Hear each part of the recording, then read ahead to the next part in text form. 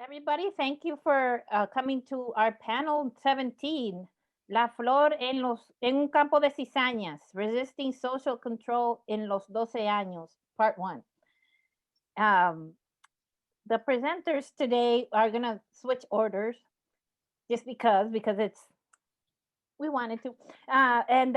So we're having Elizabeth Manley, the Kellogg Endowed Professor of the Department of History from Xavier University of Louisiana, with Las Bellezas Naturales del Caribe, Balaguer Tourism, and the Dominican Pageant Queen.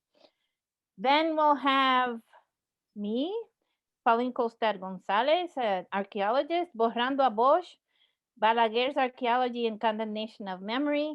Then we'll have April Mays, who's the chair of the Department of History at Pomona College in Claremont, California, with the formation of Black Studies for Hispaniola, 1960s to 1980s. And then, last but not least, our wonderful Rene Cordero, a Ph.D. candidate at Brown University, who's now in New York. Presenting on the politics of history in the DR during the 1970s. And I'll give the floor to Elizabeth Manley.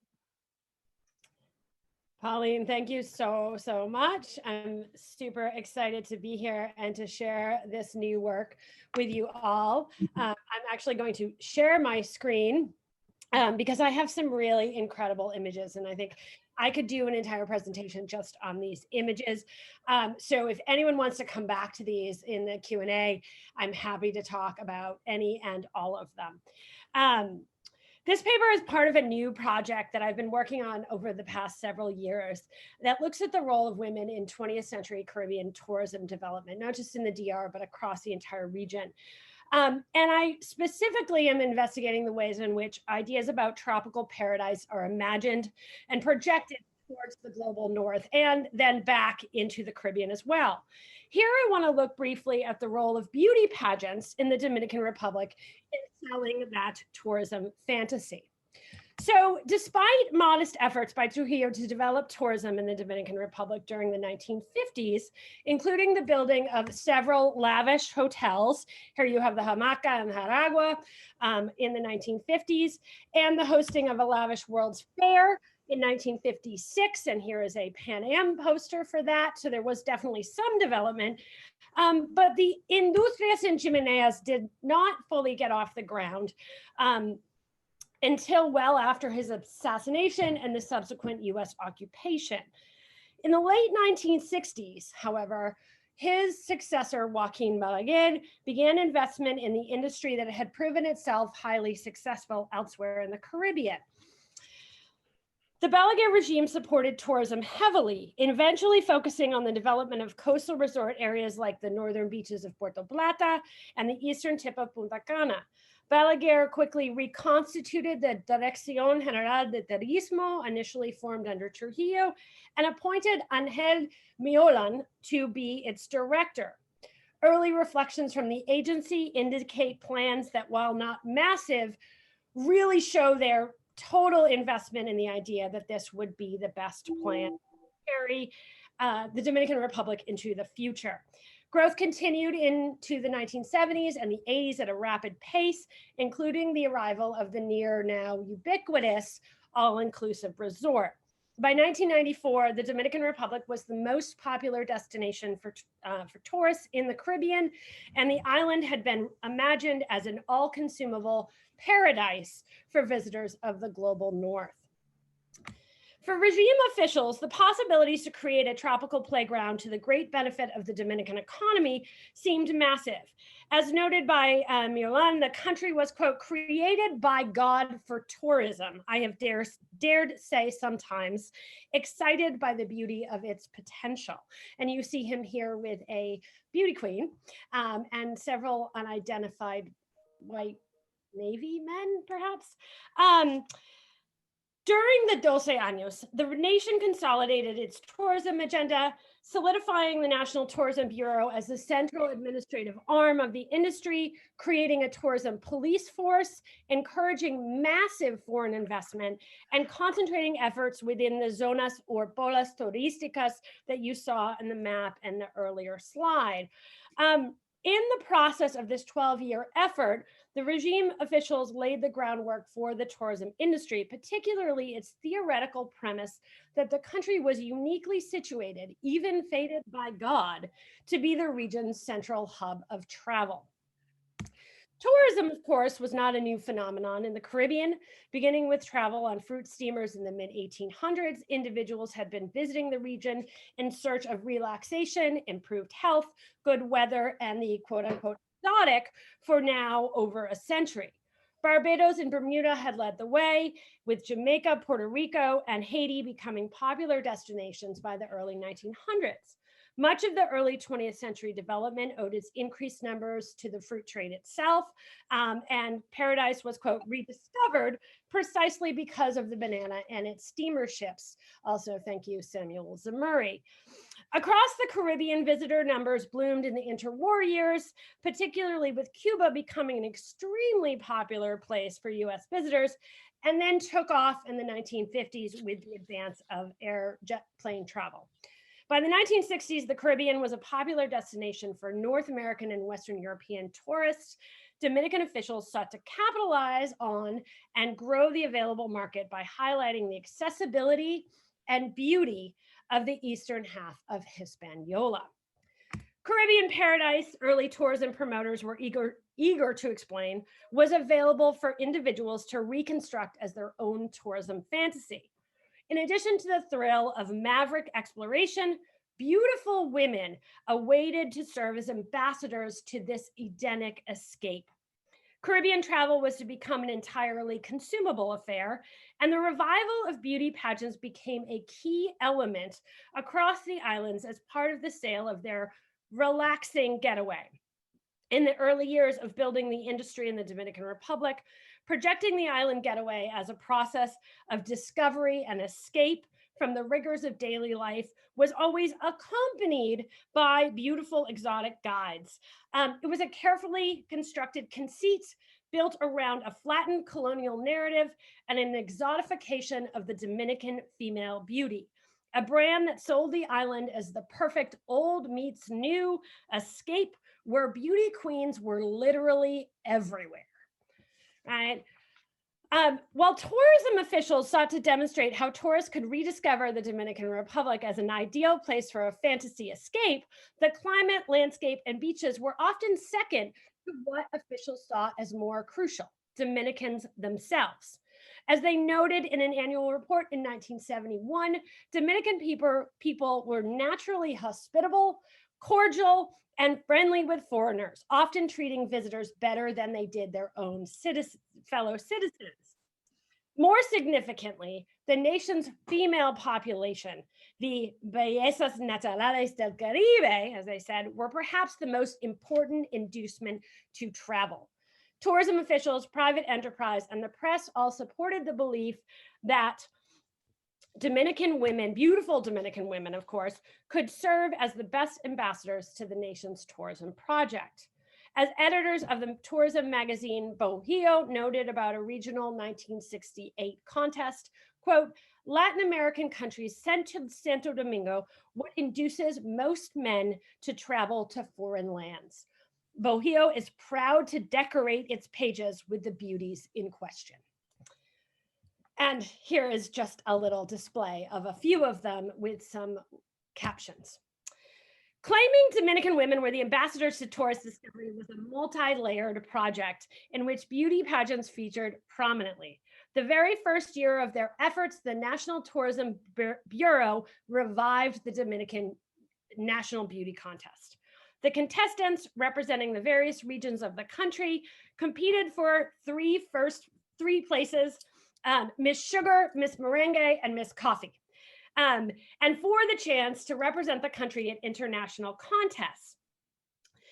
As Bohio reported, The event, held in the sumptuous gardens of the Embajador Hotel, was, quote, without a doubt, another step in the development and promotion of tourism. In the ensuing years, beauty contests became a crucial part of the Bureau's work.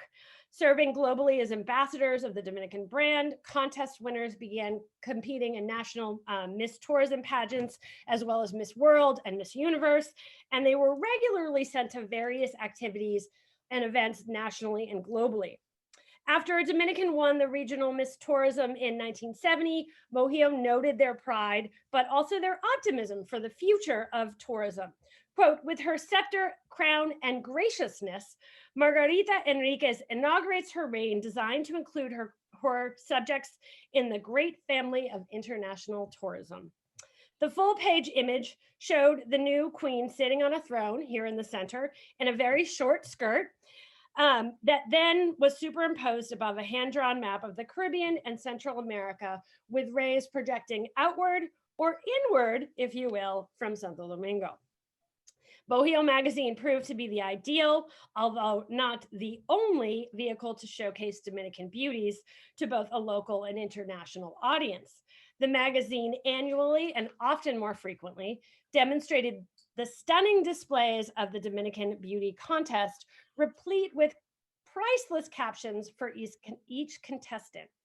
In one image, a pageant winner virtually stands upon the ocean, holding herself upright with a sunken tree branch, while the copy noted that she offered proof that, quote, there are more beautiful things here than on the moon. And I think I'm a little bit behind on one slide. Here is the more beautiful things here than on the moon. It was also the month that the moon landing happened, just FYI. There was hardly an issue from Bohio in the 60s and 70s that did not feature at least one Dominican beauty queen, often dressed in evening gowns or, better yet, bikinis. The women's photographs were captioned tellingly of their role as tourism ambassador.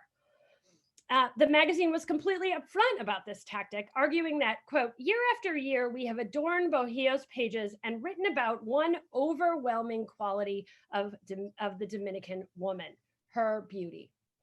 Articles like A Woman is Always News reported on annual beauty pageants, noting the ways winners promoted tourism. Yet the role of the ambassadress in Dominican tourism development was conveyed most stunningly through the visual. Images of women enticed and then welcomed visitors embarking on journeys of discovery and relaxation. Tourism promotion connected the country's beautiful nature, read here heritage and history, with its natural beauties, read women, to sell an Edenic in multiple senses island. As Bohio noted, the Dominican Republic was a nation, quote, whose natural beauties and vivid history no other country in America could claim to possess. And yet somehow they were baffled. The country was still, quote, relatively unknown to international tourism. Obviously, the women here were supposed to be doing that work. It was a collectively constructed and totally romanticized image of a past of first, imbued with an objectified female beauty in the present, in order to create a tourism fantasy for the future. So the last full year of the Balaguer, of the Doce Años, turned out to be a banner year for tourism and the hosting, through the hosting of the Miss Universe contest that summer. A major victory for the Bureau, and it was seen as the zenith of all their effort. Reporting on its, quote, incalculable impact, officials argued that the global contest was both a demonstration of the work completed so far to advance tourism in the Dominican Republic, but also an incredible opportunity for future growth. And there are more details about why I thought this contest was so important, and you see some of the images here. According to officials, the event, which was executed flawlessly, in their opinion, demonstrated to the world that the country was a, quote, constant carnival of sunshine, verdure, and happiness for life, end quote. Ultimately hoping to erase the very negative impressions of the nation's three-decade dictatorship, the glowing reviews of the Miss Universe contest showcased, they argued, much of the work of the previous years in tourism development, the rightful place of the country in the world of both pageants and tourism, and the future of unmitigated growth in the industria sin chimeneas. Administrations that followed the Doce Años were forced to contend with the entrenched tourism tropes created during these years. And this is why I think this legacy is so important. With tourism remaining balanced on several key discourses that included an exotic rendering of the nation's female inhabitants. This tourism script, sketched out in the early years of the industry, represents a foundational layer in the development of the quote unquote discoverable island fantasy that was, and in many ways remains, the manner in which the island is sold to the rest of the world. Thank you.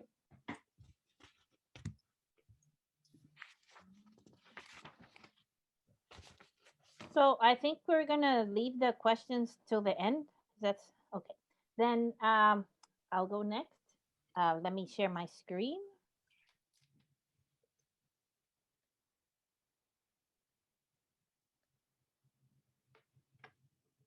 Oops. Okay.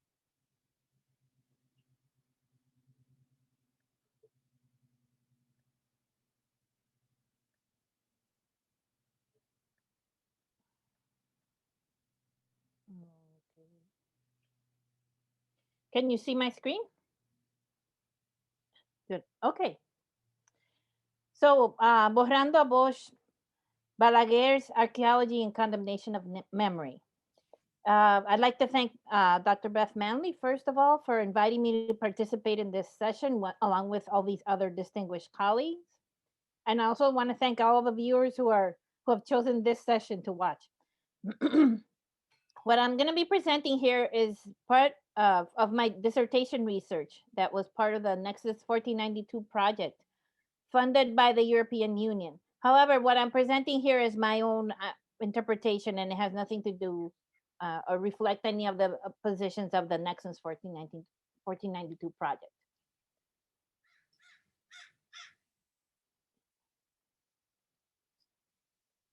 Okay. Here we go. Oops. So, Santo Domingo, Ciudad Primada and Romántica. So one of the highest honors in the discipline of archaeology is getting a site to be inscribed in cultural patrimony of the world by the UNESCO. Santo Domingo achieved this in 1990 in an effort led by President Joaquín Balaguer. This has been his goal since the 1920s, and it's basically delimited in his book Guía de la Ciudad Romántica, which was first published in 1944. In an excellent article, Medar Serrata presents how the various versions of this book, updated 4 times in the 20th century, is a historical justification of pro-Spanish authoritarian regimes in the Dominican Republic. It creates a grand narrative that has been little questioned in the archaeological practice of the country. And I pause here to explain what I mean by a grand narrative. In postmodern and critical theory, grand narratives, also known as meta-narratives, are those narrations that aim to legitimize particular historical meaning, experience, or knowledge, and often with the purpose of gaining political power and controlling perceptions of the world. Grand narratives often eclipse all other narrations pertaining to a particular place and or time.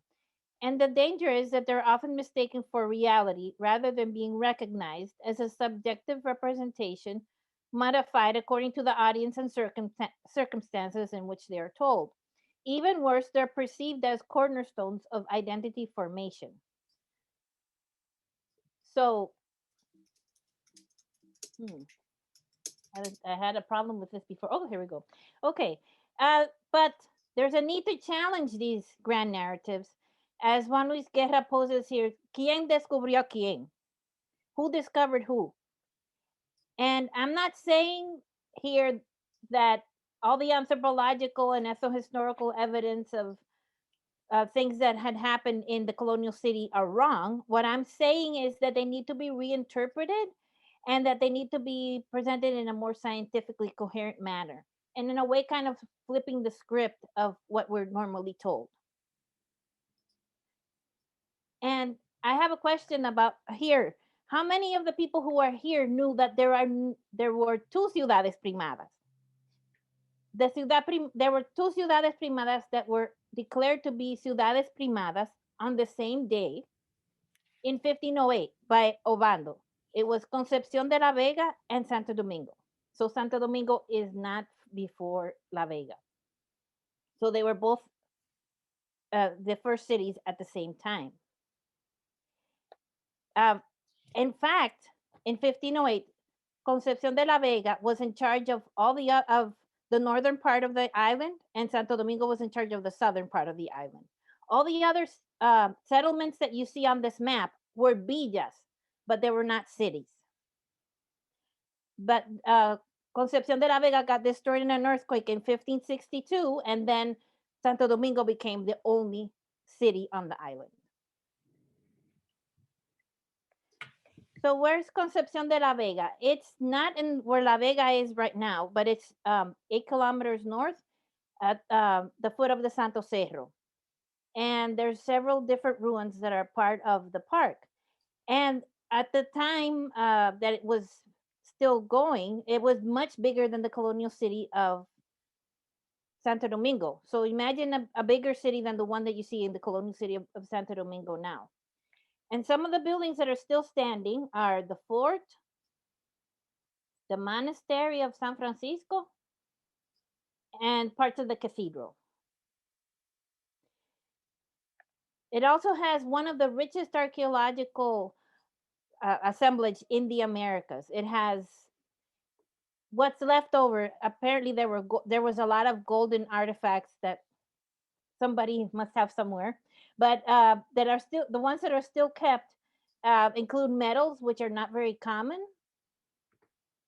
glass, and a lot of ceramics. That some of which are only found in that site. But why don't people know more about La Vega? Sorry. Okay, here we go. One of the reasons why I think is because part of the site was owned by Juan Bosch's family. His grandfather owned what is now the monastery, or what was a monastery, and now has been restored to be the monastery. And for some of the people who know music, this is one of Romance del Retorno Triste is one of Juan Bosch's few poems, and it was the basis of a song written by Manuel Jimenez and Luis Terror Diaz. That's called Romance del Retorno Triste, and it tells a story about Juan Bosch's grandfather and how he couldn't grow any food on the land because it was so full of ruins and stones and everything that when he plowed the land, what he would get would be bones sticking out of the land. Juan Bosch is, if we look at his writings, we see that both politically and in literature, he presents a Dominican Republic that's not based on sugar production, and it's not based on Santo Domingo. It's based more on cattle ranching, like it's very common in La Vega, and of other ways of making a living. Very different from the story that the history that Joaquín Balaguer presents in the Guía Emocional de la Ciudad Romántica, where he, as we said before, is presenting a colonial history that's based on authority and sugar production and the importance of the southern part of the country.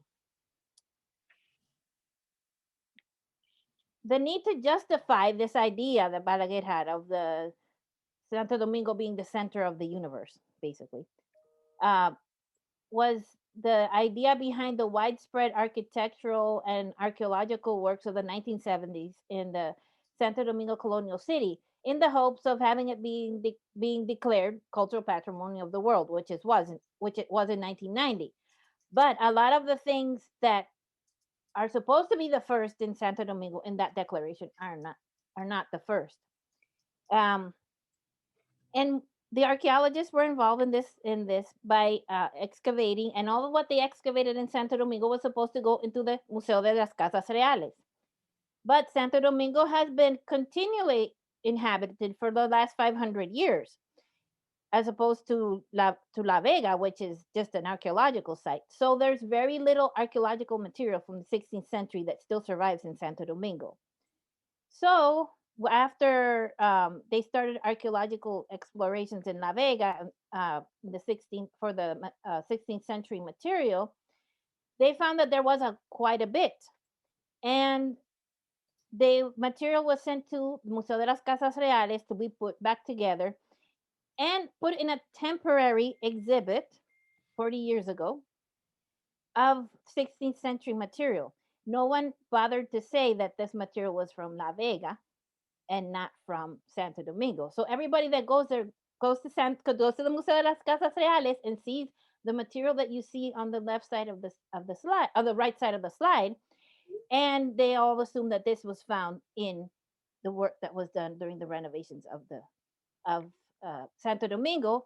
But some of it, and very few people actually will tell you which ones they are.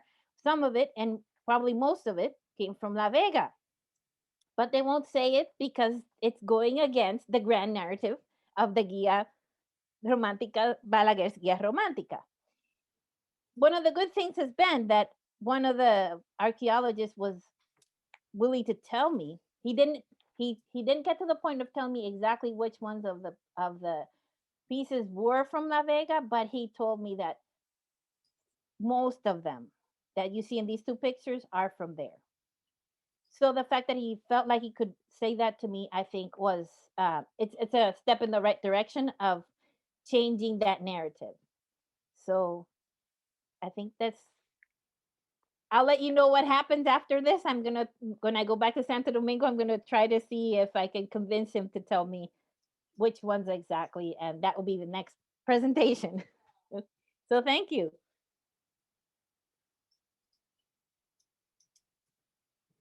Okay, now let's stop sharing the screen. This will be okay. Good. Thank- Thank you so Mhm. thank you so much, Pauline. What a great presentation. I'm hearing an echo. Is that just me? No. Oh, oh. We're Yeah, hearing. I saw Rene. Okay, yeah. Okay, now we're good. Thank you. You don't need to hear more of me than you need to. First of all, thank you, Beth, for organizing, Beth and Shanina, right? For organizing these two panels. Just to announce that there's a second part of this a panel, the same topic, the same title, that will be tomorrow. And we will look for the time for that in time for our conversation after the presentations. We'll make that announcement afterwards. So thank you. I also just wanted to uh, just kind of take a moment and also just express my deep condolences and ashe to the family of Bonham Richardson, a great geographer of the mostly Anglophone Caribbean, who, when I went to Virginia Tech on my first postgraduate school job, became a mentor for me. And I had been thinking about him a lot. And then I received word of his passing last week through Caribbean Studies Association. So those of you who are familiar with Bonham or you've known him at some point, please send a good thought to the universe. And again, my name is April Mays. I'm talking to you from Pomona College, which sits on lands that have nurtured the Tongva and Serrano peoples for millennia, the present, and into the future. And now I'll begin. In 2015, Ross Chetty and Amaury Rodriguez arrojaron el guante in their introduction to their co-edited special issue of The Black Scholar, in which they argued that Dominican Black Studies exists, has existed for a long time, and due to its origins and the material conditions of its formation, may not be recognizable as such to scholars trained in the US Academy. Worse still, as in the case of Dominican Blackness generally, they argue that not only have scholars misrecognized Dominican Black studies, the field's contributions as such have been erased by methodological and epistemological investments, which prohibit scholars from, and I quote, letting go of narratives emphasizing Dominican self-hatred, negrophobia, and anti-Haitianism, end quote. Scholars trained in the US, for example, fault Dominicans for their lack of recognition of Blackness, while those same scholars ignore how, as Chetty and Rodriguez write, and I quote again, some methodologies for studying race are tied up in processes of globalization that betray an uneven access to economic, political, cultural, and intellectual capital. They argue that this problem may be addressed in recreating or acknowledging a genealogy of Black studies in the Dominican Republic, which according to them requires the following. First, attending to the ways in which, quote, the nexus, racism, imperialism, military force, and social struggle informs the conditions for understanding Blackness and Africanness in the Dominican Republic. Second, accepting that Blackness and Black affirmation will look different across national and ethnic communities and will therefore necessitate a process of translation. Third, elevating and historicizing the work of, quote, oppositional Dominican writers, scholars, activists, artists. And fourth, quote, developing theories, methodologies, orientations, and skills that are attentive to the historical, geographic, linguistic, and cultural differences that undergird Black lives across the globe, end quote. This presentation offers an initial glance into a longer article I am currently writing titled, for the moment, Forging Black Studies Together, Haitian and Dominican Intellectual Networks Before and in the Cold War Caribbean, 1940s to 1980s. In the larger work, I examine the social scientific turn to Afro-American studies as a historical problem, and I focus on African presence as a paradigm, emphasizing its articulation within and among, this is building on Kevin Yelvington's work, and I quote, communities of practitioners, and as a moment in the production of knowledge about people of African descent in the Americas. I argue that the late 1960s and early 1970s proved especially fortuitous and transformative for Dominican social sciences, in particular, history and anthropology. These transformations, among them the turn to social history and the development of Black studies, occurred within a transnational intellectual social formation that came together in 1971 at UNAM, La Universidad Nacional Autónoma de Mexico, or the National Autonomous University of Mexico, and included Haitian, Dominican, and among the Dominicans, they were Pedro Mir and Hugo Tolentino, Mexican and Puerto Rican scholars who insisted on using dependency theory in the future study of politics and sociology in Haiti and the Dominican Republic. They also forwarded a new intellectual project, Problemas Dominico-Haitianos y del Caribe, and within their understanding of dependency theory, as Gerard Pierre-Charles wrote, it was necessary to analyze the class structures of both societies, quote, in determining the historical bases that underlie dominant ideologies, end quote. The specific goal was to, quote, fight against alienating superstructural categories, end quote, particularly that born of the Dominican oligarchy, which Pierre-Charles defined as a fascist ideology, and I'm quoting here, based in racial prejudice against Haitians, which at the same time plays a frustrating role in Dominican national identity, end quote. Within this turn to dependency theory, the Dominican members of this intellectual social formation created another concept paradigm, the African presence.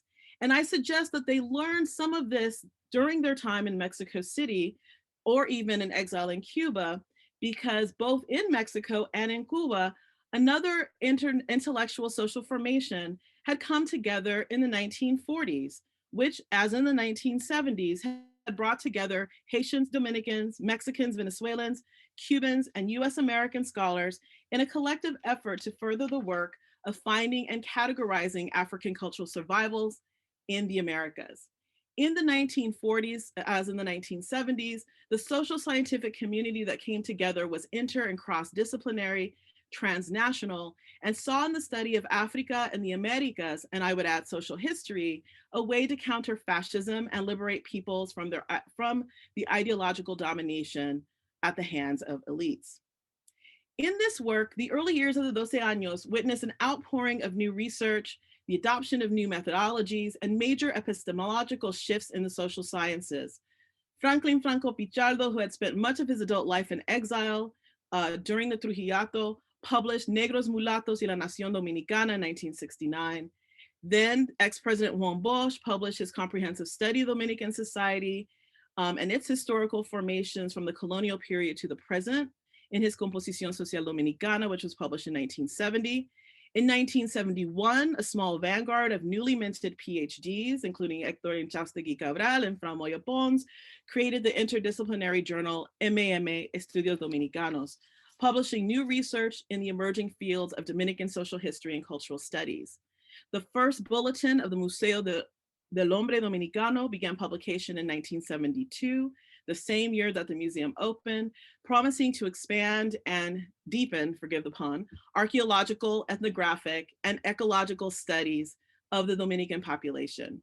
These singularly transformative events in Dominican historiography and institution building were followed by the 1973 International Symposium held in late July, early August, called The African Presence in the New World, organized by Franco and hosted at La UAS, where he taught and later headed the Institute of Social Science Research. The conference, as Angelina Tallage writes, marked, quote, a point of departure for the awakening of the search for African influences in Dominican culture, end quote, and serves as one of the points of origins in our genealogy of Dominican Black studies. One could argue, as I have elsewhere, that the democratization of Dominican social sciences in the late 1960s and early 1970s was simply a product, quote, of the times, and reflected a historical context defined globally by anti-colonial movements, the rise of new republics in Asia, Africa, and the Caribbean, and the end of dictatorship, well, not quite end of dictatorship, in the Dominican Republic itself. While this argument does make some sense, it has the downside of turning the period of the Doce Años into mere backdrop. Yet there's also the danger of making historical context too determinative as a factor in explaining these shifts in social science research.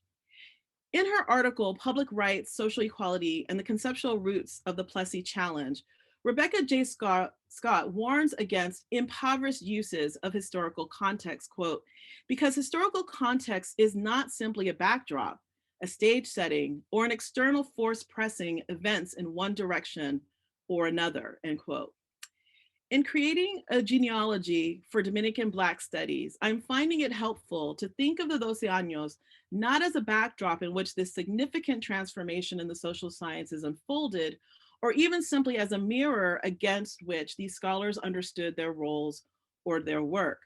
Returning to Chetty and Rodriguez, considering the Doce Años as a particular nexus of Cold War imperialism, state racism, and violent fascism allows us to document the transnational origins of Lo Afro as an object of study in Dominican social science, and helps us see the reclamation of Lo Afro as scholars and activists saw it then, as an anti-imperial, anti-fascist subject position that enabled solidarity and promised liberation for Haitians and Dominicans. And that's it. Thank you very much.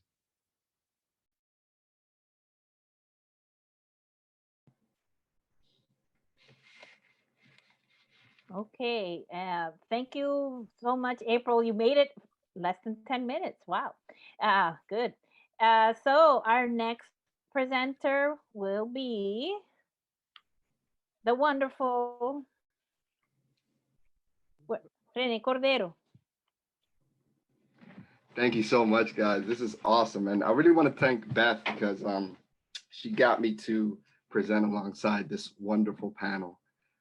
And more because the panel, Doce Años, sits directly at the heart of my dissertation. And what I want to do in this presentation is take a chapter from my dissertation and a small piece of that chapter and present this curious debate that happened in 1976 in the pages of the Ahora magazine. And through that, then I want to end off with some concluding words about what the Doce Años mean for our scholarship and for what happened during this seismic political and economic and social shift, you know. And so, you know, hold on, let me shut up. Let me shut my dog.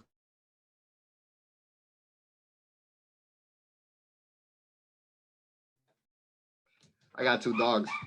And so, with that being said, you know, it all started when the renowned and widely respected professor of sociology and history, Hugo Tolentino Dib, made critical remarks about the nature of the Haitian occupation and Dominican nationhood at a commemorative ceremony in one of the Universidad Autónoma de Santo Domingo's campus plazas.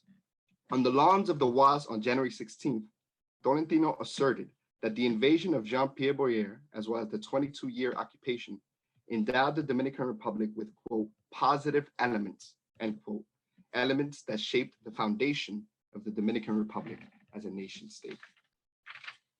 The supposedly impromptu remarks shocked the intellectual circles of the Dominican Republic, spurring an overwhelming response by both conservative and liberal historians on the editorials of newspapers.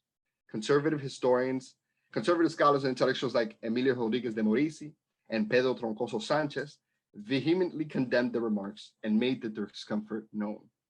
By February 1976, after retorts to the remarks flooded local newspapers, the most widely read and eclectic political magazine, Ahora, decided to put the question up for debate. It asked about 10 scholars and public intellectuals to assess whether the Haitian occupation was a positive event or a negative event for the Dominican Republic. Such a question, however, would have been impossible to make in the eve of Rafael Leonidas Trujillo's death in 1961. The Dominican Republic experienced a 30-year regime that expounded an anti-Haitian and anti-Black theories of Dominican nationality. His discourse culminated in the infamous 1937 Haitian massacre. But besides the post-Trujillo's racist foundation, the debate over Haiti's positive or negative influence was incapable of being posed for political reasons as well. None of the popular leftist nor centrist political parties that challenged the post-Trujillo state possessed a racial or cultural critique of Dominican nationalism. Political parties like the 14 de Junio, Movimiento Popular Dominicano, Partido Comunista Dominicano, el Ph.D, the UCN, the PRSC, focused on issues relating to class and the overthrow of the Trujillista state. Their political concerns remained hopeful of the welfare state, advocating, rightly so, for the economic redistribution of Trujillo's land and wealth and education, as well as addressing the challenges of US imperialism in the global market. Therefore, this debate posed on the pages of Ahora compels us to ask important questions about the changing political culture and racial politics of the Dominican Republic during the latter half of the 20th century, because something certainly did happen during this time. How was it possible that Dominicans came to defy such strong intonations of racism and anti-Blackness by 1976, just 15 years after Trujillo's death? And what did this debate about Haiti mean politically and intellectually for the Dominican Republic amidst an authoritarian state like Balaguer's? For this presentation, I will argue that the rise of critical national, racial, and ethnic histories, as exemplified through this debate in 1976, signaled the end to the patterns of authoritarianism in the Dominican Republic. I will show how scholars, mostly based at the UAS, use historical revisionism to strengthen an anti-racist platform that informed the circulating anti-authoritarian activism since the overthrow of the Trujillo family. But for the purposes of time and specificity, I will only showcase a piece of that debate that focused on race, culture, and identity. I will focus on the heated debate between Pedro Troncoso Sanchez and Emilio Rodriguez de Maurici against Juan Isidro Jimenez Grullón. But first, allow me to give you some context of the magazine. So for example, this image is quite fascinating, I think. Because the cover of this is the first week of the magazine, right? And it featured this startling image of the Dominican Independence War. The image displayed above shows what was imagined as Dominican soldiers in prim and proper uniform, decorated with epaulettes, attacking the disorganized, non-uniform Haitian army. The Dominican soldiers, depicted in lighter skin, rout the Haitian soldiers of darker skin as they pierce through them with their bayonets. The Haitian soldiers are not only imagined as disorganized, but they are also poorly equipped for battle, possessing only the feared machete used for sugar cane cutting. The Dominican soldiers look determined, while the Haitian soldiers appear overwhelmed with fear. The Ahora magazine, while perpetuating a dominant narrative of the Independence War, also contributed to its attempted demise by featuring 3 weeks of intense debate on their widely read platform. On January 15, 1962, a group of exiled Dominicans returning to the island after the assassination of Rafael Trujillo founded Ahora. Their issues covered a variety of topics, from international to local events, and rigorous analysis of cultural and political matters. They maintained a sizable staff of artists, photographers, and writers, as well as editors. By 1976, the price of one issue cost a modest 40 cents. While this may have been a luxury for very poor sectors of the Dominican Republic, the magazine found a wide readership among the lower, middle class, and working class students. Moreover, the magazine became accessible through the WAS library, making the publication available to students of all socioeconomic backgrounds. For the first week of the debate, the argument over the assumed negativity or positivity of the Haitian occupation quickly became an argument about culture. Eminent historian Pedro Troncoso Sanchez asserted in his response to Tolentino that, quote, the period of the Haitian occupation was a time where ignorance reigned in the Spanish part of the island, end quote. He continued to add that independently from the abolition of slavery, there were very few positive deeds. Instead, there was only cultural regression. And I think this is very interesting, this idea of cultural regression. Sanchez's argument about cultural regression exposed what this debate was really about. Sanchez used the idea of cultural regression as a subjective metaphor that reflected a dominant story about Haiti in general, beyond the context of the 19th century occupation. Though the question up for debate was whether the occupation had positive or negative influence on Dominican society, Sanchez managed to make the debate about national cultural values. The historical debate masked the established Dominican academies' broader unease about the changing cultural and national values that began to emerge after the death of Trujillo. Sanchez's colleagues, like Emilio Rodriguez de Maurici, expounded on Haiti's cultural regression by signaling Boyer's closure of the University of Santo Domingo. De Maurici exclaimed, quote, Boyer's closure of the university was the major act that bankrupted the cultural tradition of the Dominican people, end quote. He then went on to compare the WAS, an institution birthed from the autonomy movement of the 1960s, to the USD, a production of Spanish colonialism. Quote, what praises would a government of tomorrow receive if it shuts down the doors of the WAS, end quote. De Maurici asked rhetorically. A negative act of that nature, he continued, is enough to annul any positive act of a mandate. Juan Isidro Jimenez Grullón, a colleague and friend of Tolentino, responded to Tolentino's critics. Grullón put de Maurici's class and racial allegiances in stark relief by explaining the implications of Boyer's action in its colonial context. Quote, when Boyer shut down the university, Grullón began, this was nothing more than an ecclesiastical center, which as its most important job included the dissemination of a colonialist ideology. Grullón did not consider the university's ecclesiastical disposition as representative of the Dominican people. Instead, the religious foundation of the university alienated the population, most of whom were independent subsistent peasants sprawled throughout the countryside. The church, as represented through the university, privileged the elite lettered sectors of Dominican 19th century society. By featuring Boyer's closure of this ecclesiastical center, Grullón highlighted Haiti's modern qualities that counterposed its alleged cultural regression. Quote, being that the university, was this way, its closure responded to the progressive spirit of the era. Therefore, the action had a positive character, Grullón argued. Narratives of Haitian barbarism against the Dominican population solidified anti-Haitian sentiments throughout the 19th and early 20th century. Writers like Balaguer, de Maurici, and others used the specter of Haitian cruelty and savagery to establish the reasoning behind the national and racial divide between Haiti and the Dominican Republic. For Grullón, to acknowledge the progressive spirit of what appeared to be a dictatorial mandate was to reverse more than a century's worth of anti-Haitian narratives. Grullón struck at the subliminal chords that masked the more pressing themes that originated the debate, the themes of race and culture. Besides, Grullón resumed, it is evident that the cultural tradition of our people has barely nothing to do with that confessional, Hispanicized, and racist center. This claim on a media platform of Ahora's magnitude in an overwhelmingly Catholic country is noteworthy for various reasons. First, Grullón's assertions indicate that Catholicism had nothing to do with the cultural formation of the Dominican people. This starkly contrasts with what the Dominican lettered and oligarchic centers traditionally claimed. Catholicism differentiated Dominicans from Haitians because of their voodoo practices. Grullón never specifically pointed to what exactly forged Dominican culture. Instead, he states what would have been the obvious to any scholar. The population of the eastern side of the island could not have possibly been subjected to the Catholic mandates in the small capital of Santo Domingo. The debate continued with similar intensity for another 3 weeks, filling the special issues columns of the Ahora magazine. Examining this debate neatly wraps up what my fellow panelists and I seem to be pointing to. What is the relationship between Los Doce Años de Balaguer and this monumental change in political culture and scholarship in the post-Trujillo years?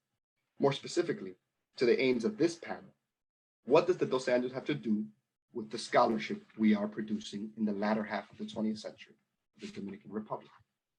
I propose that the Doce Años of Balaguer made Dominicans realize that authoritarian violence emerged from something much bigger than mere ideological Cold War differences and party sectarian politics.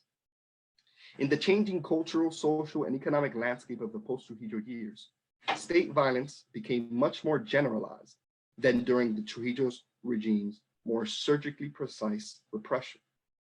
Balaguer's repressive state apparatus disproportionately targeted Black bodies in the emerging barrios of Santo Domingo and other major cities around the country, which, by the way, I have a chapter where I'm using GIS to map out the violence of Los Doce Años. And it seems to indicate that it disproportionately affected these emerging poor student sectors, poor Black student sectors of the Dominican Republic in these cities.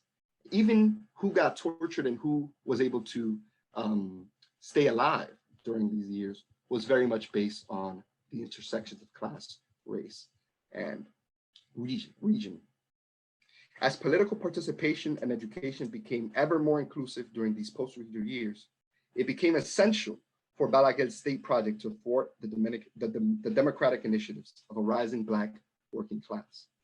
Whether communist, Christian socialist, social democratic, or just merely involved in building one's community, young, poor Black Dominicans involved in politics were susceptible to the erratic state violence of the Doce Años.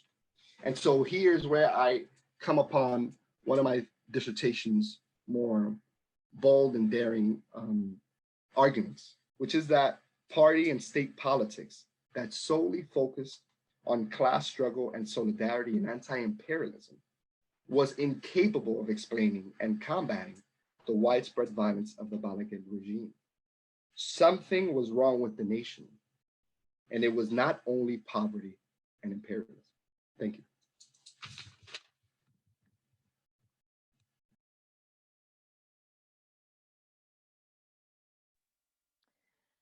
Good. So everybody was good with their time. So we have a good time, good 20 years or yeah, like 20 minutes or so for questions.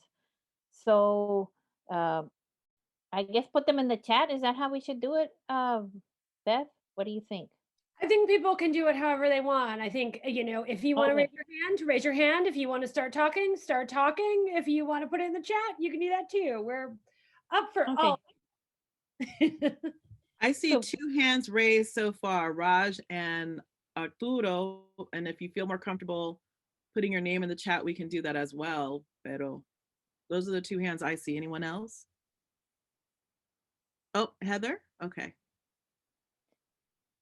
Okay, so do you want to do the questions, Beth, or should I do them? I'm happy to do them. I can do that. Okay. I'll let you do it. Okay. Well, why don't we do? I see Arturo and then Raj and then Heather. Why don't we do those 3? You all ask your questions, and then we'll kind of all respond, and then we'll go for another round until they kick us off. We'll just keep going. Okay. Arturo. Can you hear me?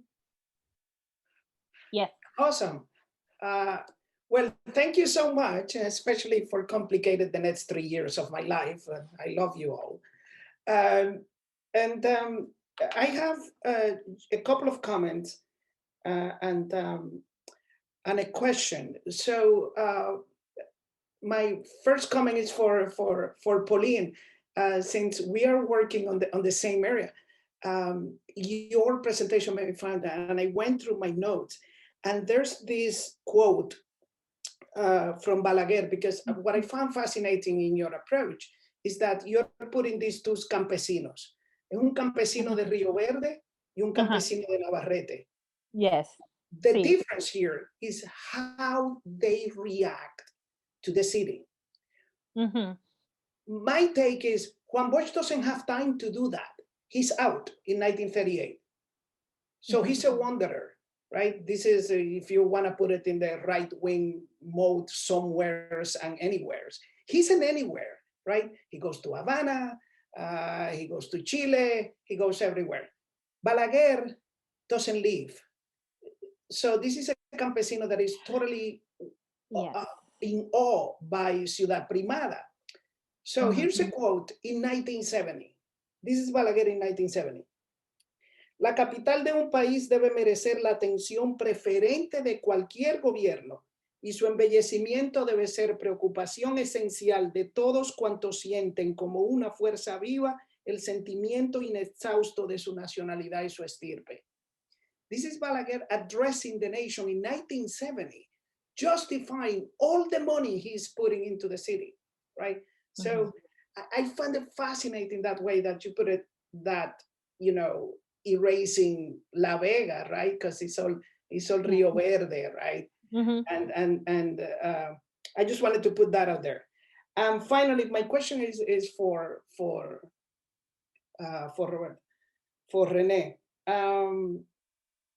So what do we do now?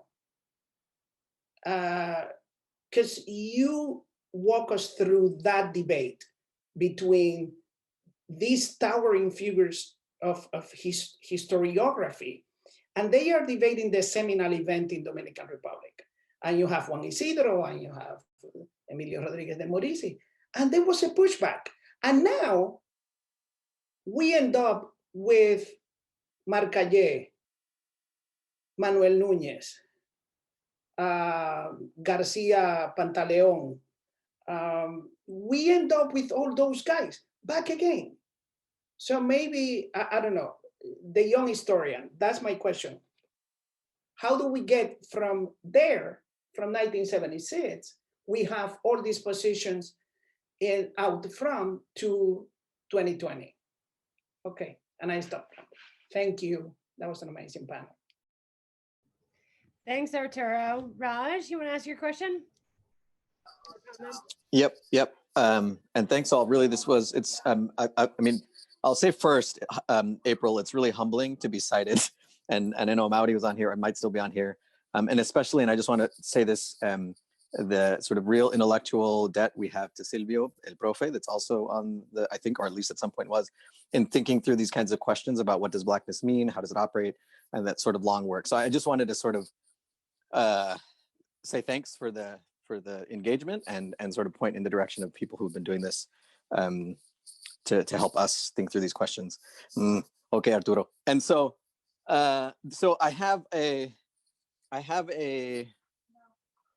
I don't know if it's a two-part question, but one that sort of links, Rene, your talk, especially around this question of class, sort of a class foreground analysis, and connecting with April. And then also, yeah, maybe I'll just ask that one. So I have come across people who, when I turn to the 1960s or 1970s, Dominican moment and the Marxist sort of leftist social scientists and artists and different groups of people who are organized in different journals and organized in El Bloque, the people that put on or at least promoted the 1973, what I'm calling the Negritude Conference at La UAS.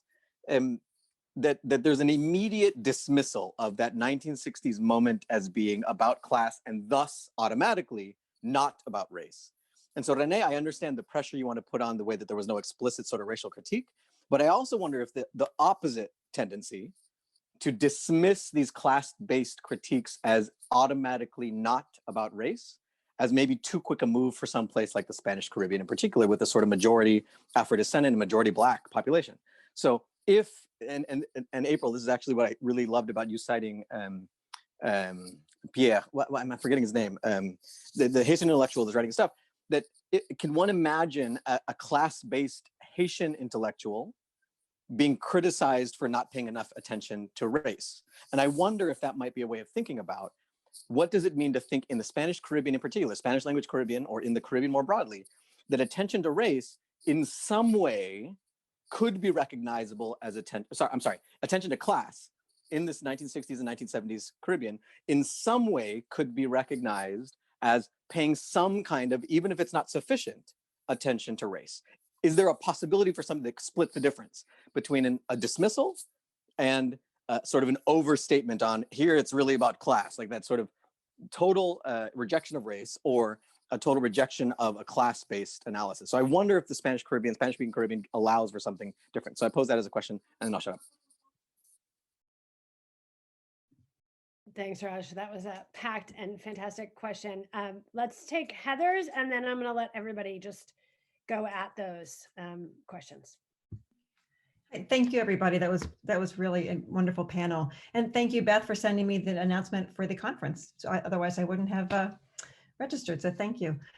My question somewhat combines, Beth, your presentation and Pauline's presentation. And I'm wondering, I'm thinking about this, this moment in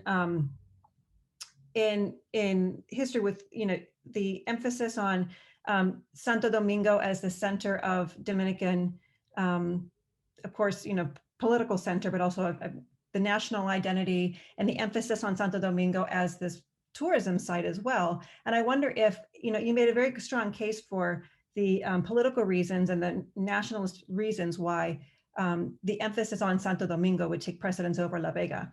I wonder how much of it was a pragmatic decision as well to take advantage of this increased tourism and focus a lot of the attention on Santo Domingo as a way to attract tourists.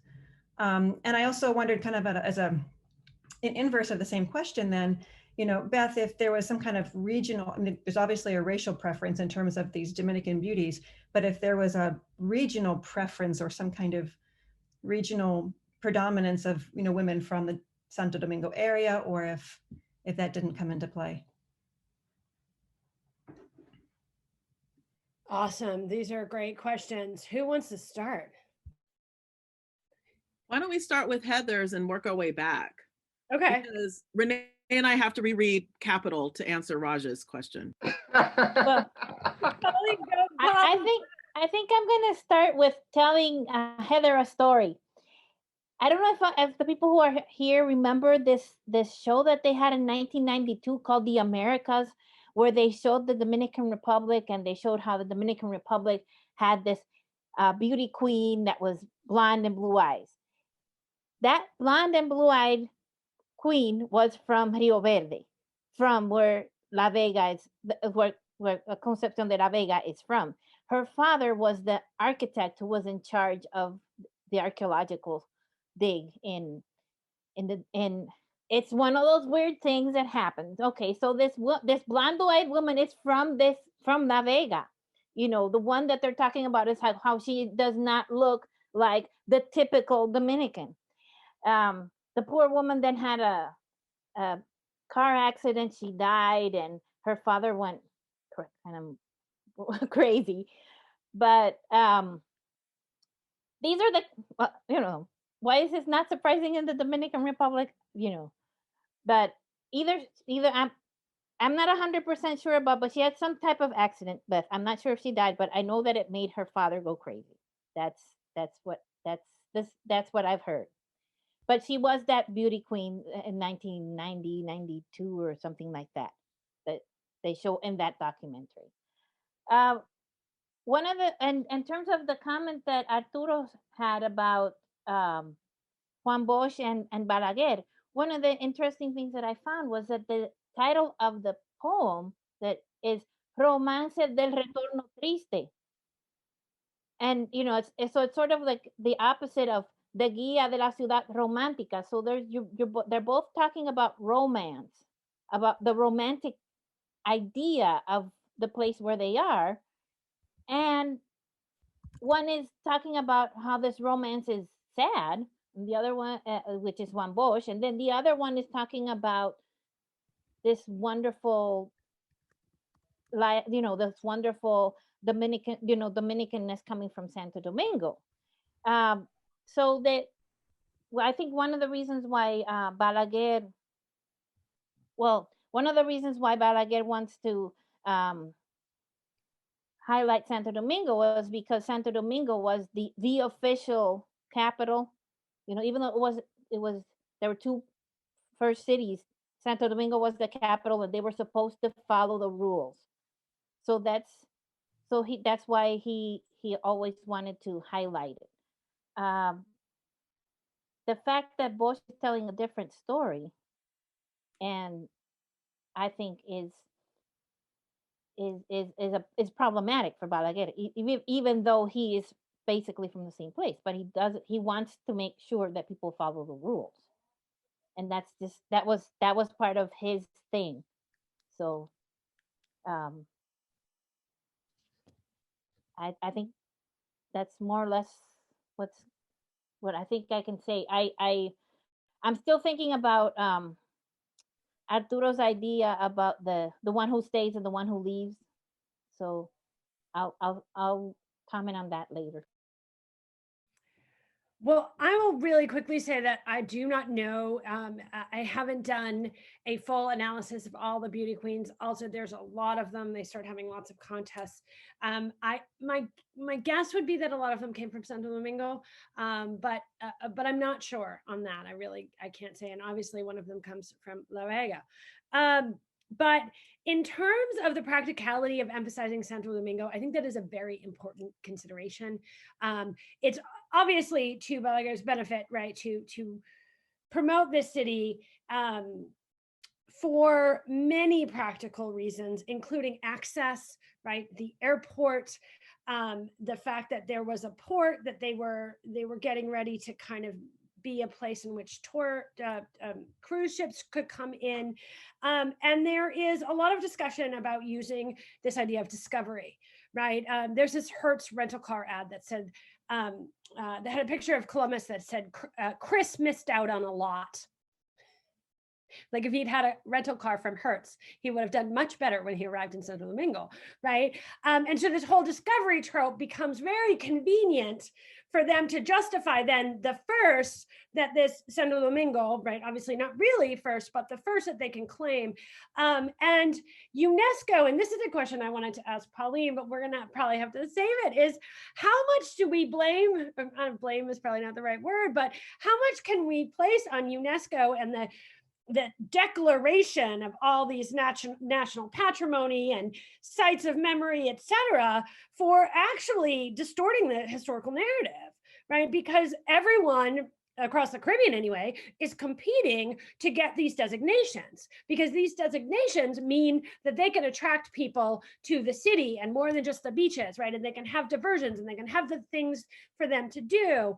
And so I think there's a lot that Balaguer, of course, wanted to emphasize Santo Domingo for his own reasons, but also that there's a practicality there. And then that's a really important thing. I do talk a little bit more about this really fun book that's about tourism in Latin America. It's called The Business of Leisure, that just came out with Nebraska, where I talk a little bit more about that, but I'm done. Somebody else go.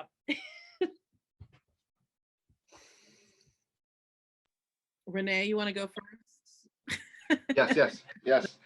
Because I think that's a great question that Raj brings up, this idea of the immediate dismissal of class and not race. And I think, as I was talking with April the other day, that the key to uncovering this, besides our basic literature of the intersectionality of class, race, and gender, is violence. I think the key was violence. And one of the points that April and I brought up in our conversation is that, and this is not trying to minimize the Trujillo regime or none of that, but the cruelty of the Trujillo regime, but during the Trujillo regime, violence was a surgical process. It targeted very specific people. What a lot of my interviewees called the desorden of the violence of the Balaguer era would have not held up during the Trujillo regime. And so what I argue is that you can see the expressions of this disdain for this emerging Black working class in these barrios that are forming around Santo Domingo through the excess of violence that occurred and the generalized violence that started occurring with the police against these youths. And one scene of violence that comes up in my head is the massacre of the 5 young men from the Club Cultural Héctor Otadías in 27 de Febrero. And I don't know if someone has come across that massacre in one of the barrios of Santo Domingo, but it's typical. This was one of many. It's typical of the type of violence that was going on during the Balaguer era. But second, though, is that if you look at the letters that were being sent to Balaguer from these women in these barrios, from these Black mothers in these barrios, and of course you read between those lines, you start seeing that the Dominican population starts to wonder, there's something else. There's something much more than just poverty here or just communism and anti-communism.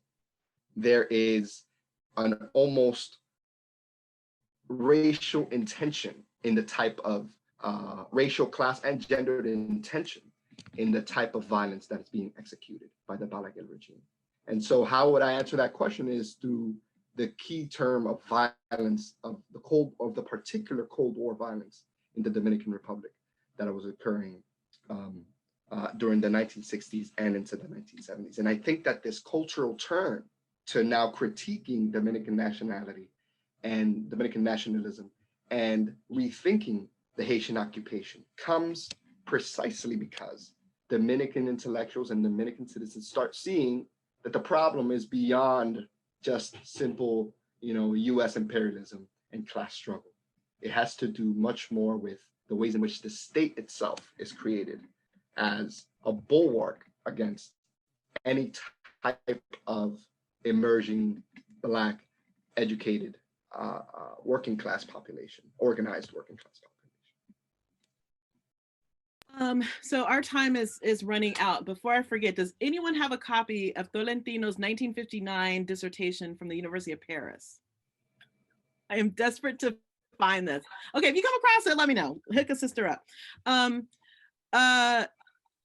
Yeah, so Raj, we're gonna have to have a conversation. And again, in terms of citing your work, I think what I would like to see more of us do more often is actually take on the theoretical, methodological, epistemological consequences of the arguments that we're making as Dominicanistas. Like really read each other and read each other seriously enough to take up the consequences and challenge ourselves to think along the lines of people we like to read, right? If I found that introduction amazing, and I did, then I felt like, okay, let's take it on. Let me summarize it. Let me get my thinking cap on. And because I sense sometimes, and I read a lot of manuscripts, so this is also an FYI to grad students, I read a lot of manuscripts. I read a lot of things being published in journals. I read a lot of book manuscripts. And I keep coming against this wall as though we're not reading. We're not reading each other. And even if we're reading each other, we're really not taking up each other's arguments. We're really not being rigorous in that sense. So please, please, please, if there's one thing we can change or challenge each other to do, let's do that. And so my citing Chetty and Rodriguez here was my way of doing precisely that. But Raj, I agree with that, but I'm going to disagree with you a little bit. I think you may want to rethink the use of negritude conference to describe that conference in La UAST, because negritude for Haitian communists becomes a really huge issue. In fact, there's a huge critique against Haitian negritude and the negritude movement already by the 1940s. And then certainly under Duvalier, negritude gets used politically and negritude gets linked with Duvalier. And so to call the 1973 conference a negritude conference, when it's Gerard Pierre Charles who trains people in Mexico in 1971, and I'm trying to make, I don't know. So we're gonna have a conversation about that. Michael Dash's work on this is really good about that question precisely because he looks at when in his book on 20th century Haitian literature, it has a really good discussion of the kinds of disjunctures between or the critiques that come up about negritude. So we need to think about that a little bit more. I am open to the idea that attention to class could be one of those unrecognizable attention to race, right? I think that's what you're asking. I think Renee's point about that social actors at the time saw something more than is also really valid, really valuable, right? And maybe what we can, so maybe the question is an Afro-pessimistic one in the sense of, okay, maybe the class conversation was a way to talk about race, but maybe to obscure race too much, that it wasn't the strategic vehicle to address issues of racism, because again, the death with that happens if we follow Wilkerson and other Afro-pessimist thinkers, that the thing about blackness is a mark of death, right? And it's so class is not. Class is the marker of possibility and historical change, at least in the hands of Marx, but blackness is not that. And so I think what Rene is pointing to is that people were dying not because they were poor, but because they were Black. But the class argument wasn't getting people to that, to understand the mark of death that Blackness was and is. I mean, I'm just kind of conjecturing here, but Renee's nodding. So does that make sense? That makes a lot of sense. And I think it segues very neatly into answering Arturo's question. Could I do that? Do we have enough time? Yes. Well, I don't know. They'll shut us down. They'll shut us down? All right, cool. Well, if I stay stuck in the middle, I'll send you an email, Arturo, because I think it's a very important question. Because I think what happens by the 1990s is that you have this fissure between, quote, the respectable state, this idea of the respectable state that people talk about, and the rift with popular culture. And so I think that by the 1990s, this Creole vision of citizenship crafted by these intellectuals and political elites becomes superseded by a racialized vision of citizenship, where race becomes this very disseminated thing throughout rap, dembow, and other cultural artifacts that don't make it to the state. And I think, second, with all due respect, your question might infer that where are these people now? I think we're a product. The essay is a product of these debates that were happening in the Doce An, which people were literally almost dying for, you know? Yeah. So I think that we should recognize the power of these early debates informing our contemporary conversations about, without guys, we probably wouldn't be talking about this. It's almost as Silvio Torres Ayllón argues that this was the beginning of this rise of ethnic studies and our however class-based it was, it was an entry into what we're actually talking about today. And right, and interestingly enough, some of those conversations, the question was about African retentions, cultural survivals, and not race. Like that's part of the, we can't presume one over, that the conversation around what's African still is a conversation about race and racism. Although it then becomes part of that, and there's a lot, that's a longer piece that Kevin Yelvington's been working on in his historicizing how it is that the African in the New World becomes this subject in social science inquiry, but then also it becomes a foundation of African studies and then later Black studies in the US. And then it gets picked up by Black cultural nationalism as, oh, we are Africans. When if you asked Frederick Douglass that question, he would have said, I'm not African. I don't know that he would have said I'm African. He's Black, but he might not have said I'm African, So this is, we're at the beginning of a very good crunchy period. I want to, Hi, go this back is a little bit to Balaguer and Rene's question and Rene's answer, because I was thinking there's a very interesting also corporality here. Repression is black. You have Pérez y Pérez as the head of repression. He's a black guy. He's a huge black guy. And you have Masambula. He's another huge black guy hitting people in the streets. So there's a black corporality that is the face and the action of repression. Those are not black troops. And in fact, los cascos blancos se convirtieron en los cascos negros. So even the helmets change from white to black. It's black bodies breaking black bodies. If we follow your argument, which I think we should, it's very interesting. I don't know where we're gonna end up, but I find it interesting. Thank you, Rene. We have someone, Geraldo has a question. I think we have 2 minutes left, but if you wanna go ahead and ask that, I wanted to give you the floor for a second. Yes, hi. This is basically a question for anyone, but I know Rene pretty much pointed out the like our relationship with Haiti. I'm a little bit baffled because I don't remember. The last time I read like 2 years ago, I read a history book from a Dominican, in which it painted a little bit of a different picture about the invasion of, or what I call the I shouldn't call it an invasion, the occupation of Haiti, of the of the Dominican Republic, or what is today the Dominican Republic. And I don't see like an agreement even in historians of what have occurred here, and that's a little baffle me, because if you can go into the internet and see this, the detail out there, where it's not considered a real invasion because there was no Dominican opposition against it. So and historically it is known that Saint Dominique was to be the port of wealth during that time.